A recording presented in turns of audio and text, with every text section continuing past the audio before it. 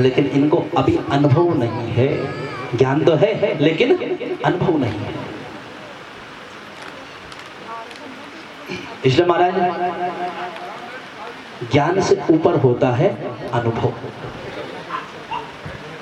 इसलिए बड़े बड़े संत कहते हैं कि अपने से जो बड़े हैं ना बुजुर्ग, उनके साथ बैठो, उनके साथ जो है बैठनी चाहिए, बातें करो उनसे, अनुभव मिलता है।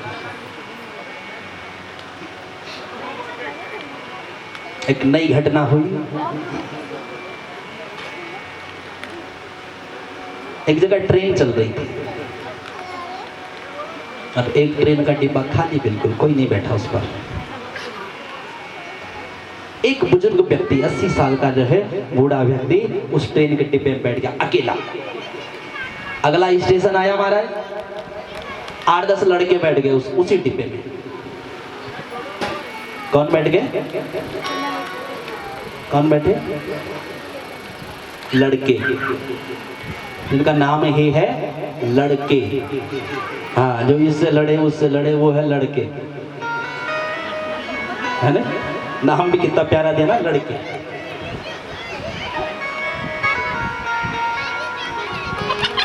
संतान की 3 कैटेगरी है, ध्यान से देखो। पहला है लड़के। कौन? जब बात बात पर लड़े माता पिता से कि बड़े को इतना दिया तो मुझे क्यों नहीं, हाँ मुझे भी चाहिए। जब बात बात पर लड़े वो है लड़का, ठीक है। उसके बाद है बेटा। कौन? बेटा। जब बंटवारे में संतुष्ट हो जाए, अच्छा मुझे ये मिल गया कोई बात नहीं, ठीक है। जब बंटवारे में संतुष्ट हो जाए वो है बेटा। जब बात बात पर लड़े वो है लड़का। और जो तीसरा, जो सबसे महत्वपूर्ण, वो है पुत्र। क्या नाम है? पुत्र। पुन्नाम नरकः त्रायते ही इति पुत्रः।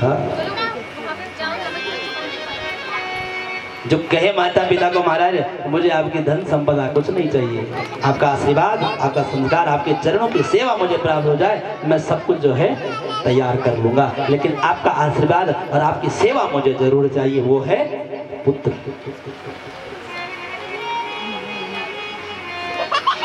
तो अपनी संतान को क्या बनाओगे? लड़का, बेटा या पुत्र?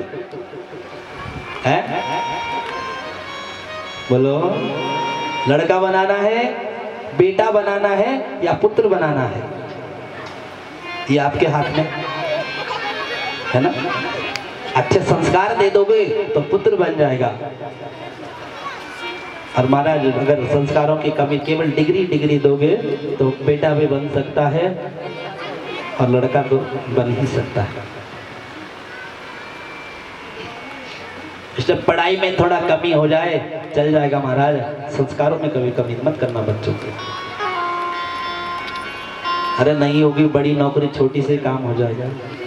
बड़ा घर नहीं बनाएगा, छोटा बना लेगा। नहीं होगी बड़ी गाड़ी, छोटी गाड़ी में गुजारा हो जाएगा, पर आपकी इज्जत तो करेगा, है ना। बुढ़ापे में माता पिता को क्या चाहिए? आपका बेटा महीने की न जाने कितनी लाख कमाता है, आपको पैसे दे रहा है कि लो भाई आप जो वो करो, क्या बुढ़ापे में क्या करोगे उस पैसे का? बुढ़ापे में तो बेटा कर दो, प्यार की बात भी माता पिता को बोल दे, थोड़ा सम्मान से बात कर दे, वही जो है माता पिता के लिए सब कुछ है। तिरस्कार कर दे और खूब पैसा दे दे, लो जी अपनी जिंदगी, तो क्या क्या करोगे उसका? है किसी काम का? किसी काम का नहीं।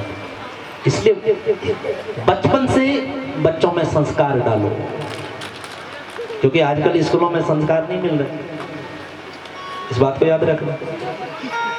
हम लोग जो है बड़े बड़े स्कूलों में पढ़ाने के चक्कर में, अरे बेटा इंग्लिश बोल देगा, हाँ, और थोड़ा सा बच्चे ने इंग्लिश क्या सीख लिया, अरे वो तो बड़ा तेज है पढ़ने, मतलब एक भाषा पकड़ ली तो तेज हो गया। यूरोपियन कंट्रियों में अनपढ़ भी इंग्लिश बोल देता है, तो क्या वो पढ़ने में तेज हो गया? अरे वो भाषा है, वो एक लैंग्वेज है, उसे कोई भी पकड़ सकता है ना। इधर कल चर्चा हो रही थी 2 शब्दों की, विद्वान और विद्यावान, इसमें बड़ा अंतर है। विद्वान और विद्यावान। विद्वान तो रावण भी था, विद्वान तो रावण भी था महाराज। रावण इतना बड़ा विद्वान आज तक नहीं हुआ कोई। रावण की लिखी हुई रावण संहिता पढ़ लेना, आजकल के बड़े बड़े विद्वान जो है उसकी व्याख्या ढंग से नहीं कर पा रहे। जो रावण ने उस जमाने लिखी रावण संहिता, शिव तांडव स्त्रोत सुना होगा आपने, है ना। जटाटवी गले जल प्रवाह पापित स्थले गले लम्ब लम्बिता भुजंग तुंग मालिका डमट डमट डमट डमन निदात बत वयम चकार चंड तांडवम तनु तुना शिव शिवम। ये किसने लिखा है? रावण। तो रावण विद्वान था लेकिन विद्यावान नहीं। विद्वान जो ज्ञान को अर्जित करके अहंकार अपने जीवन में प्राप्त कर ले वो है विद्वान, और जो ज्ञान को प्राप्त करके विनम्र हो जाए वो है विद्यावान। क्योंकि विद्या ददाति विनयम, जितना पढ़ा लिखा व्यक्ति उतना ज्यादा नम्र होगा, उतना ज्यादा झुकेगा आगे। हनुमान जी में और रावण में इतना ही अंतर है, एक है विद्वान और एक है विद्यावान। हनुमान जी विद्यावान, रावण विद्वान, ज्ञान दोनों के अंदर। एक को उस ज्ञान से अहंकार हो गया और दूसरा उस ज्ञान से नम्र हो गया, भक्त बन गया, है ना। अहंकार जब हुआ, विद्वान जब बना तो उसने जो है लक्ष्मी का ही हरण कर दिया, मतलब भक्ति को चुरा दिया। और जो विद्यावान था मतलब रावण ने जानकी का हरण किया, भक्ति का हरण कर दिया, और जो विद्यावान था उसने खोई हुई जानकी को वापस लौटाया, मतलब दूर गई हुई भक्ति को जो है वापस प्राप्त किया। बस इतना अंतर है विद्वान में और विद्यावान में। इसलिए कोई बात नहीं, बड़ा स्कूल नहीं पढ़ा सकते बच्चों को, थोड़े छोटे में ही पढ़ा लीजिए, पढ़ने वाले कहीं भी पढ़ जाते हैं। उनके लिए जरूरत नहीं है कि बड़ा स्कूल हो तो तब कुछ करेगा, पढ़ने वाला कहीं भी पढ़ जाता है। लेकिन संस्कार, अगर संस्कारों की कमी हो गई ना महाराज, बुढ़ापे में आपको ही रोना पड़ेगा, याद रखना। हमने बहुत उदाहरण देख लिए ऐसे। वृंदावन में एक आश्रम है गीता कुटीर नाम से, वहाँ बहुत पहले से जो है बूढ़ी माताएं रहती थी। तो आश्रमों में जब हमारे आश्रम में जब भंडारा होता, भोजन बचता था, वहाँ जाते थे देने के लिए।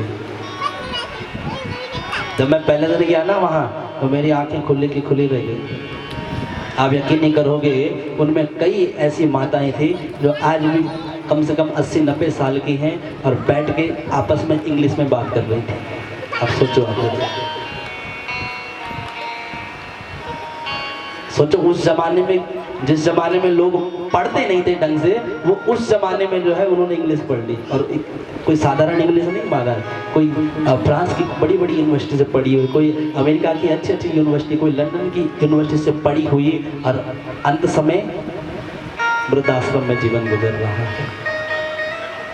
तो क्या उन्होंने डिग्रियां तो बहुत इकट्ठी कर ली, है ना, ग्रस्त में आ गई है, केवल जीवन में पैसा ही पैसा देखा, मुझे ये नौकरी करनी, वो नौकरी करनी है, लेकिन बच्चों में, औलाद में संस्कार देना वो भूल गए। अगर संस्कार दिए होते ना तो आज यहाँ नहीं आना पड़ता। बेटा चाहे कैसे भी होगा लेकिन वो माँ बाप की सेवा अवश्य करेगा। इसलिए आप कभी भी देखना, अगर कभी जाओगे ना किसी वृद्धाश्रम में, तो देखना 99.9% जो है, जितने बड़े घर के जो है लोग वहाँ होते हैं। क्यों? क्योंकि महाराज जब आपने बचपन में बच्चों को समय नहीं दिया तो बुढ़ापे में बच्चे आपको समय देंगे क्या?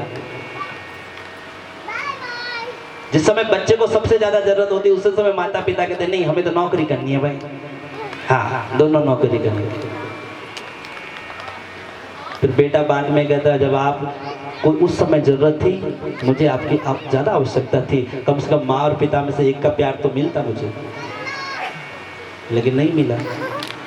आज जब माता पिता को बच्चों की जरूरत है, बच्चा कह रहा है कि मुझे भी तो अपना देखना आगे कुछ, इसलिए आप जाइए, अब आप वृद्धाश्रम में रहिए। रही बात खाने पीने की, वो हम आपकी व्यवस्था कर देंगे, हम महीना महीना जो है पैसे देते रहेंगे। पैसे की कमी नहीं, पैसे तो कमाने। तो क्या कमाया फिर? बोलो क्या रहा? याद रखना, माता पिता की सबसे बड़ी जो संपत्ति है ना, वो जानते हो क्या है? वो है आपकी संतान। माँ बाप के लिए सबसे बड़ी संपत्ति है संतान, और वही अगर बेकार हो गई तो जीवन व्यर्थ।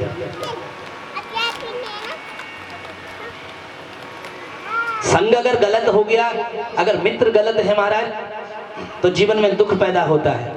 भोजन अगर आपने गलत कर दिया, पूरा दिन बेकार हो जाए, विकृत हो जाता है। पति पत्नी में से दोनों में से एक अच्छा नहीं है तो जीवन का सुख चला गया, और अगर पुत्र होकर कुपुत्र हो गया तो पूरा वंश ही बर्बाद हो जाता है।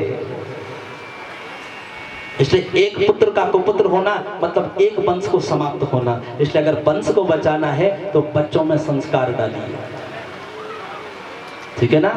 आजकल स्कूलों के भरोसे मत रहिए कि हमने स्कूल भेज रखा है बच्चे को, अब तो ये सब कुछ सीख लेगा। नहीं नहीं नहीं, बस और तो सीख जाएगा लेकिन संस्कार नहीं सीखेगा। वो संस्कार तो आपको ही देना पड़ेगा, और ये आपके लिए और समाज के लिए बड़ा अच्छा है। नहीं तो सबसे पहले दुर्दशा आपकी होगी, फिर समाज की होगी।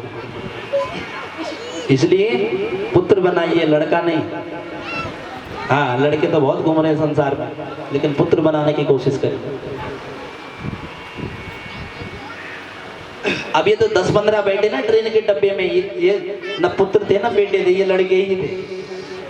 हाँ, और बैठे महाराज, ट्रेन चलने लग गई, एक बोला बैठे बैठे बड़े बोर हो रहे हैं, है ना, बैठे बैठे बड़े बोर हो रहे हैं। किसी को आजकल पूछो ना क्या कर रहे हो, अरे क्या करना महाराज, घर पर हम बोर हो रहे हैं। जीवन में जब भजन कीर्तन भगवान का नाम नहीं होगा ना तो बोर ही होगे, और कुछ नहीं होगा। अकेले बैठकर फिर बोर ही होना है। और जिसके जीवन में परमात्मा का नाम है वो चाहता है कि मैं कितना अकेला रहूं, वो बोर नहीं होता, उसे अकेले में आनंद आता है, उसे जो है एकांत चाहिए होता है। वो चाहता है ये संसार का ये झमेला ना पड़े हमारा। क्योंकि मैंने कहा ना, जितने ज्यादा संबंध बनाओगे उतने ज्यादा दुख भी होंगे, जितनी बड़ी रिश्तेदारी उतनी बड़ी